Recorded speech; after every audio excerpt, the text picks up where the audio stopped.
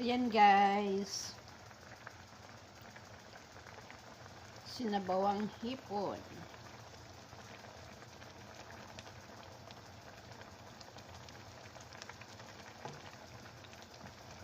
Magsabaw naman tayo ngayon ng hipon.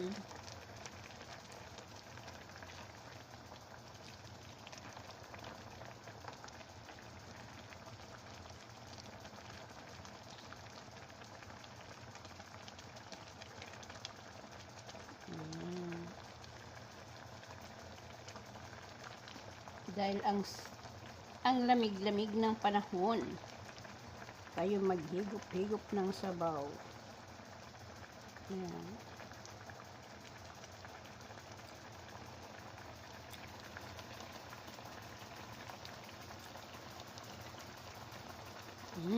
Luto na, kakain na tayo. Kainan na.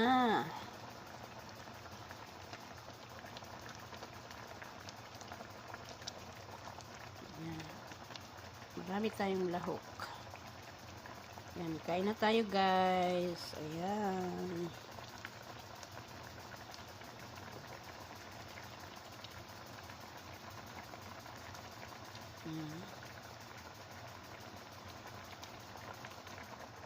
Tara na, kainan na.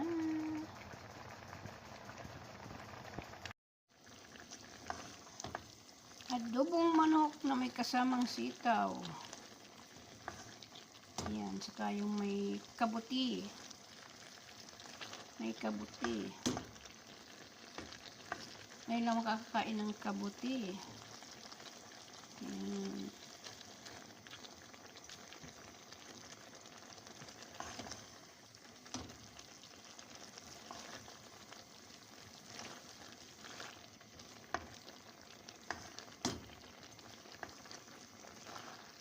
Adobong manok at sitaw at kabuti.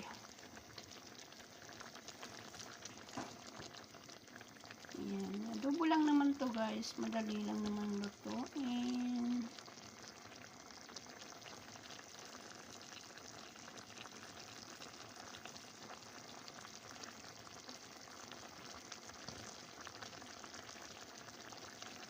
Kabuti, kabuti. Ayan ang kabuti.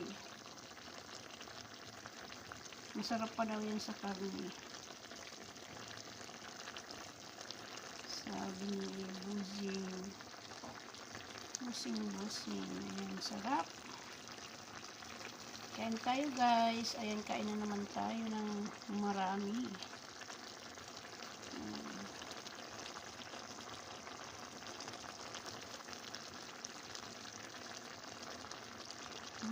Yummy.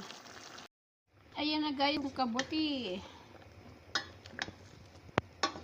Yan, dinaga ko na yung kabuti. Inabot na ako ng siyam na paglinis. Ayan. Ayan, pwede na siyang balutin. Pero papalamigin ko muna siya guys bago ilagay sa freezer. Ang sarap kaya nito guys, kabuti. Kabuti yun, dito naman ang tawagin naman nila ay paga. Ayan. Ang sarap. Kumain nga kami kanina, linagay namin sa adobo na kasama ang sitaw, manok. Pero ayan. Ang sarap niya guys. Tama ang sabi nila na ang sarap daw nito. Masarap pa daw sa karne. Kaya ayan. Ayan, pwede ko na sang ilagay sa plastic. Pero anuin ko muna ito, palalamigin. Ayan, ang sarap. Ayan. Mushroom. Ayan. Mushroom. Ayan guys, ang sarap niya guys. Ilagay ko lang naman yan ng tubig na kaunti. Tapos asin. Ayan, tapos palamigin ko siya. Ilagay ko sa plastic. Tapos ipapreser ko siya guys. Tapos unti-untiin ko yan na ilagay sa lulutuin na kanin. Ganon. Ayan.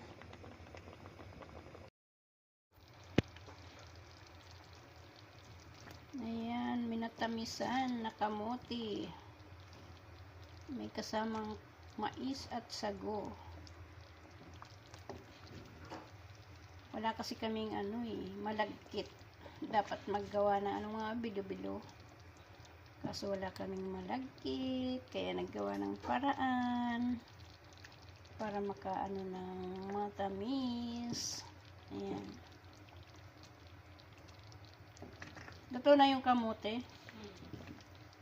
Ayan. Minatamis.